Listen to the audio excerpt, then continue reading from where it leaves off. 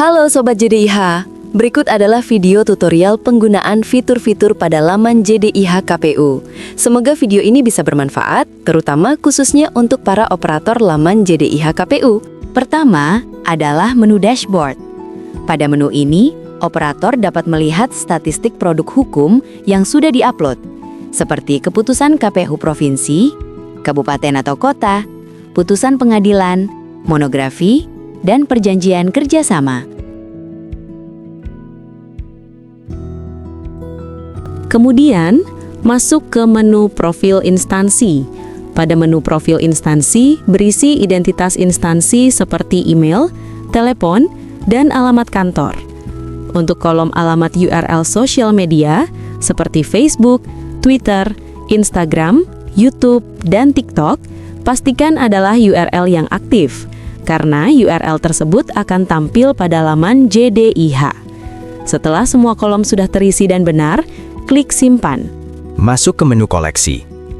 Pada menu koleksi ada beberapa menu terkait produk hukum yang akan diupload pada laman JDIH, seperti keputusan KPU Provinsi, keputusan Sekretaris KPU Provinsi, putusan pengadilan, monografi, perjanjian kerjasama, dan SOP. Pada menu keputusan KPU Provinsi, akan muncul semua file yang telah diupload. Pada bagian atas ada judul dari keputusan KPU Provinsi, kemudian nomor keputusan, tahun, dan jenis file untuk dipublish atau tidak. Kemudian ada fitur edit. Fitur ini untuk merubah status masih berlaku atau sudah tidak berlaku lagi, dan mengganti jenis publish apakah harus dipublish di laman JDIH atau tidak. Apabila status keputusan Sekretaris KPU tersebut tidak berlaku, maka dapat dilakukan pengisian pada kolom keterangan.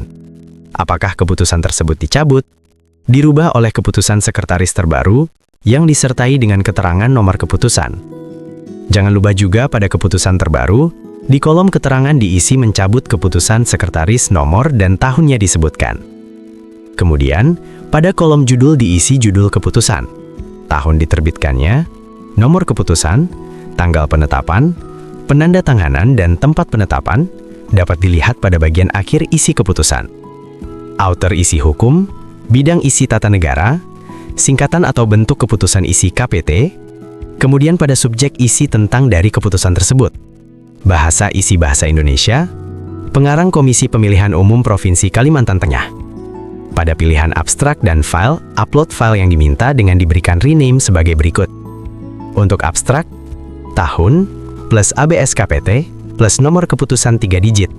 Contoh, abstrak keputusan nomor 1 tahun 2026 menjadi 2026 ABS KPT 001. Begitupun untuk keputusan. Jika keputusan nomor 4 tahun 2026 menjadi 2026 KPT 004. File yang diupload dalam bentuk scan PDF dan sudah diberikan logo salinan pada halaman pertama file keputusan. Kembali ke tampilan sebelumnya. Apabila operator ingin menambahkan keputusan terbaru, klik tanda tambah dan silahkan mengisi seperti yang dicontohkan sebelumnya. Kemudian menu selanjutnya keputusan Sekretaris KPU Provinsi. Pada menu ini, pengisiannya sama persis dengan keputusan KPU Provinsi. Yang berbeda di sini hanya pada pengisian penanda tangan.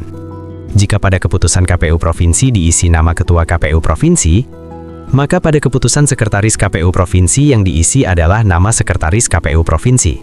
Masih pada menu koleksi, selanjutnya menu putusan pengadilan.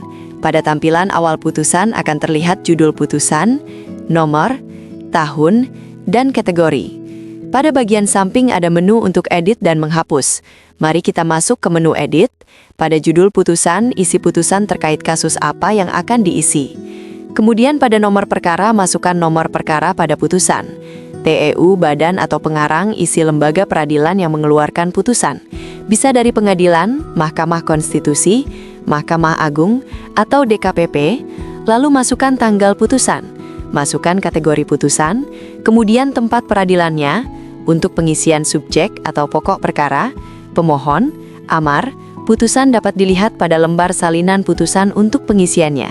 Pada menu sumber upload, pilih apakah didapatkan melalui link atau diupload oleh operator. Jika dalam bentuk link, maka operator bisa memasukkan link yang terhubung ke putusan tersebut. Kembali ke tampilan sebelumnya, apabila operator ingin menambahkan file baru, bisa klik tambah di bagian kanan atas. Monografi. Monografi berisi karya tulis ilmiah atau buku yang berisi tentang kepemiluan. Pada menu ini, operator dapat menambahkan beberapa buku koleksi JDIH di satuan kerjanya untuk dimasukkan ke dalam monografi, sehingga dapat juga menjadi bahan bacaan bagi pengunjung laman JDIH KPU. Pada tampilan awal ada judul, penulis, penerbit, tahun terbit, kemudian ada menu edit dan hapus. Pada menu edit akan muncul isian untuk judul karya tulis atau buku, nama pengarang, nomor panggil. Jika pada satuan kerja memiliki hard copy atau buku cetaknya, bisa dimasukkan nomor yang ditempelkan pada buku tersebut.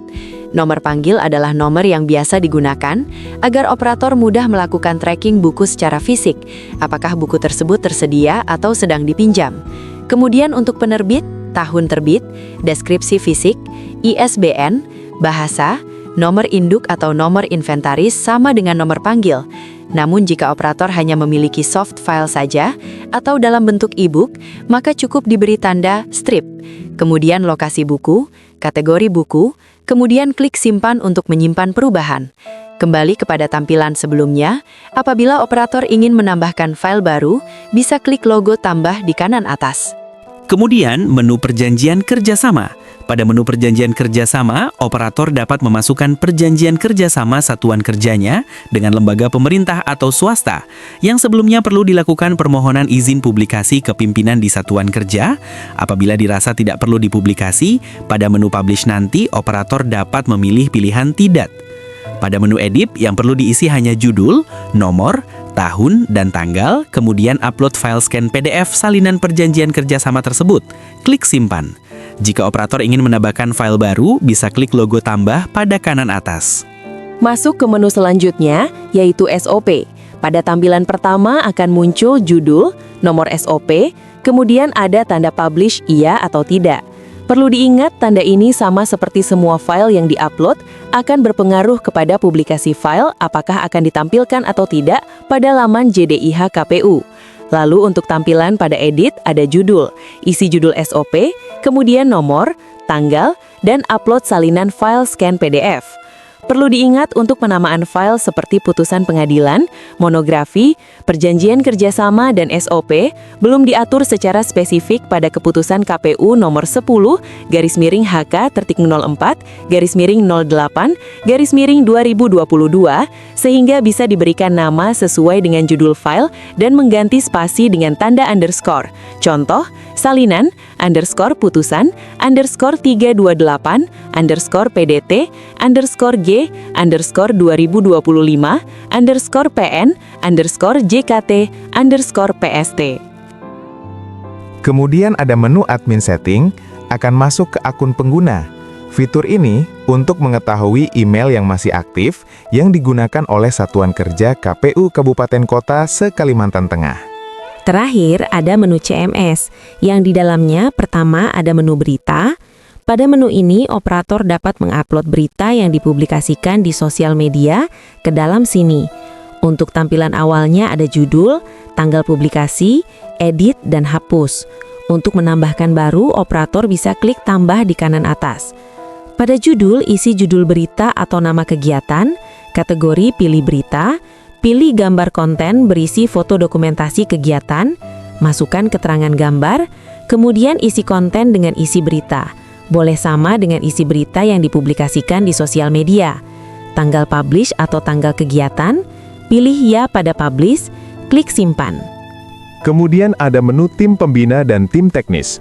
Pada menu ini, operator dapat menyesuaikan dengan struktur organisasi JDIH sesuai dengan keputusan KPU Kabupaten Kota masing-masing yang diupload dalam bentuk gambar, sehingga dapat terlihat pada laman JDIH.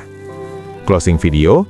Terima kasih sudah menonton video ini. Semoga materi yang saya sampaikan dapat bermanfaat bagi operator laman JDIH KPU Kabupaten Kota se-Kalimantan Tengah.